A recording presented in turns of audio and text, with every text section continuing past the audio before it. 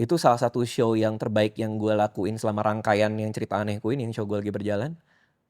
Gue balik ke ruangan gue panggil tim gue. Tadi yang jelek di mana? Langsung gue tanya yang jelek. Nah mereka ya udah bebas bilang yang jelek ini. Oh ya oke, nanti gue perbaikin pas gue show di luar kota. Oke. Kalau bisnis kreatif ini sendiri untuk anak-anak ada succession planning-nya atau ini emang karyanya Bang Radit aja? Itu yang lagi gue coba pecahkan sih. Itu yang lagi gue pecahkan, gimana caranya Raditnya nggak ada, bisnisnya jalan. Dan itu susah banget. Gue terus terang masih nge-crack sampai hari ini. Tiap rapat itu yang gue bilang, ini plan 5 tahun gue ke depan adalah gimana caranya revenue stream yang didatangin Raditya Dika itu semakin berkurang dan digantikan dari revenue stream lain yang sistemnya berjalan. Gue nggak tahu. Gue nggak tahu succession plan-nya kayak apa. Sampai sekarang gue belum bisa jawab karena gue masih nyari. Gitu. Oke. Mungkin ini terakhir. Gue kan sempat ketemu ada beberapa konglomerat yang gue tanya sama kan succession planning. Cuman jawabannya ada yang mengagetkan bahkan. Apa tuh? Jawabannya ada satu konglo, dia punya perusahaan besar sekali, ratusan triliun perusahaannya. Dia bilang ke saya bahwa dia nggak ada succession planning bahkan ke anaknya. Jadi dia kan udah di-run sama profesional bisnisnya. Dia nggak mau succession planning sama sekali karena menurut dia banyak orang lain dari sejarah yang dia pelajarin, bisnis itu ada cycle-nya dia percayanya. Jadi kadang diwariskan di cycle yang salah, terus anaknya tuh dapat semua ibaratnya tai-nya gitu. Anaknya take downfall bisnisnya padahal sebenarnya bukan salah anaknya. Oke. Emang udah siklus bisnisnya aja emang udah selesai gitu. Iya, lalu?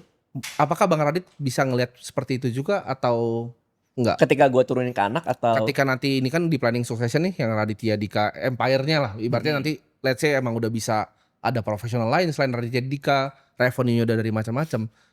Apakah tetap akan bisnis ini harus diwariskan ke anak-anak atau ya udah let it run by profesional? Maksudnya di-involve atau enggak gitu? Persoalannya produk di perusahaan gue ini adalah gue sendiri. Itu yang jadi persoalan. Gimana caranya lo mewariskan sesuatu yang ketika produknya nggak ada yang bisa dijual. Jadi itu lagi membingungkan gue sampai sekarang. Pemikiran gue soal bisnis media itu berubah-berubah tergantung argumen apa yang gue baca, paper apa yang gue baca, dan pemikiran gue untuk kelangsungan semua kantor ini. Awalnya gue pikir gue harus nge-grow. Gue melakukan ini sebagai sebuah startup. Gue spending banyak di manpower, SKU-nya banyak, produknya banyak, bikin manajemen lah apa segala macam untuk nge-grow ini sehingga revenue stream-nya gede awalnya. Tapi makin kesini, gue tuh mikir kenapa nggak gue jadi ini lifestyle bisnis aja. Revenue yang didapetin dari kantor ini, ya udah grow-nya mungkin cuman 4% 5% setahun. Tapi dari revenue itu mencukupi untuk lifestyle ownernya. Nah jadi argumen gue lagi ke situ. Jangan-jangan memang ini bisnis lifestyle. Terus diwariskannya gimana? Nah itu gue gak tahu. Bang Radit kan kebiasaan productize diri Bang Radit kan. Pernah ada ngerasa ini nggak ketika misalnya Bang Radit kan sangat terkenal kan. Dan keluarganya terkenal juga. Bang Radit nggak gitu suka sama banyak orang kan. Pernah rasa terganggu nggak? Mikir kayaknya bukan ini deh yang gue mau gitu loh. Kayak lagi jalan-jalan kan Bang Radit suka jalan-jalan. Yeah. Tapi mungkin diganggu sama orang, rame minta foto dan segala macam. Pernah jadi concern nggak di happiness index-nya tadi? Enggak, kalau minta foto itu gue nggak pernah keganggu karena terus terang agak jarang juga sih kalau buat gue ya. Karena pertama gue biasanya pakai hoodie ya. Pakai hoodie, pakai masker. Wah, sempat viral pakai sendal jepit itu kan waktu itu. Itu nanti gue ceritain soal itu. Dan gue jalan cepet banget bro. Cepet banget gue kalau jalan. Gue kalau makan cepet, kalau jalan cepet. Kenapa? Karena SMA gue dulu di 70. Ini dulu ya. Ini gue disclaimer dulu, ini dulu. 70 senioritasnya tinggi. Jadi di jam makan siang ketika kita pergi ke kantin, makan anak kelas 1 itu harus cepet. Dan cepat kabur dari kantin. Kalau nggak kelas 3 ngeliat kita ditarik. Oke. Dikerjain lah apalah, disuruh tawuran dan lain-lain. Dulu. Bro, itu gue umur berapa? 16 tahun kali ya. Itu my forming years. Itu awal gue terbentuk menjadi manusia tuh umur-umur remaja itu. Kebawa sampai sekarang. Jalan gue cepet, makan gue cepet. Gara-gara selama setahun itu gue perlu kayak gue harus cepet gue gitu.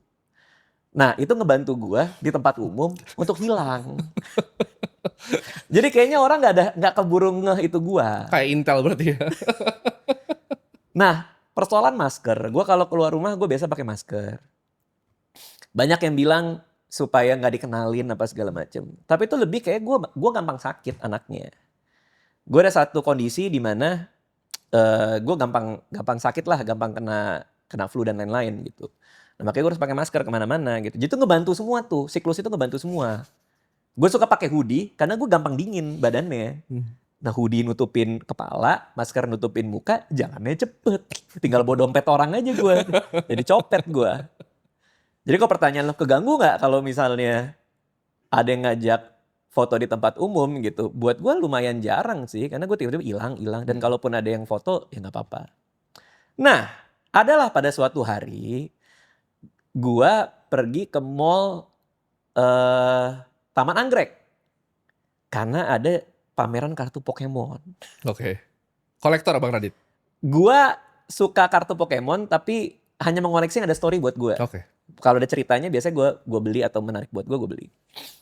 Mainlah gue ke Taman Anggrek, mau Taman Anggrek.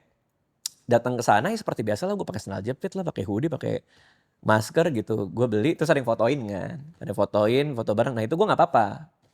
Permasalahannya, begitu orang foto bareng gue, kan tahu ada gue di situ. Itu yang toko-toko di sana ngelihat gue, pada ngasih gue kartu. Bang ini bawa pulang bang buat abang. Gue yang gak enak sendiri. Oke. Jadi gue kayak, aduh gue gak enak nih. Jadi kayak kesannya kayak gue harus dikasih kartu. Atau mungkin karena satu toko ngelihat gue dikasih, toko yang lain kan kayak, gue kasih juga kali ya. Karena kan dia lewat sini juga yang gitu loh. Iya. Makanya gue kayak, jadi gue gak enak lagi nih harus dapat kartu gratis dari orang gitu kan. Mereka pasti jualan juga kan. Udah gak usah sampai dikasih kacamata Squirtle. Gue gak enak banget gue. Pasti kan ada harganya juga kan. Cuma kalau mau bayar kan juga gak mau mereka. Bawa aja bang gitu. Ya paling jadi kayak gitu aja gitu. Jadi kayak apa mending gue gak usah ketahuan ya biar orang-orang pada gak jadi ngasih-ngasih juga gitu. Itu pemikiran ini gue. Walaupun mereka pasti juga seneng ya ngasih gue ya. Tapi ya ada lah ngasih kartu Disney buat anak gue. Akhirnya di rumah gue kasih. Kartu Squirtle itu gue kasih anak gue, kita main-main. Squirtle pakai kacamata gitu. Gue gak pernah ngerasa terganggu sih untuk orang minta foto gitu. Karena kalau gue boleh terus terang, malah dulu tuh lebih chaos sih kalau dulu ya. Dulu tuh gue bisa dicakar kalau lagi di tempat umum. Dicakar? Ya kayak, Bang Radit dicakar. Sekarang udah enggak, mungkin karena banyak yang lebih tua juga kali penggemar gue. Dulu tuh bisa ada gue lagi bangun tidur nih. Bangun tidur gue buka mata. Gue ngelihat ada orang masuk ke kamar gue. Hah? Bilang ke mbak gue, ART gue di rumah, udah janjian sama gue. Padahal enggak. Jadi gue tidur diliatin sama dia. Jadi gue bangun tuh ada orang itu di kamar gue. Ada yang bisa dibantu? Gue bilang, enggak bang, cuma mau ngasih ini. Terus dia ngasih bingkisan, tapi udah di dalam kamar. Wah gue langsung kayak, mbak tuh jangan dibikin masuk. Katanya udah janjian pak. Iya sih, tapi jangan. Oh bang, waktu itu gue masih muda. Katanya udah janjian bang.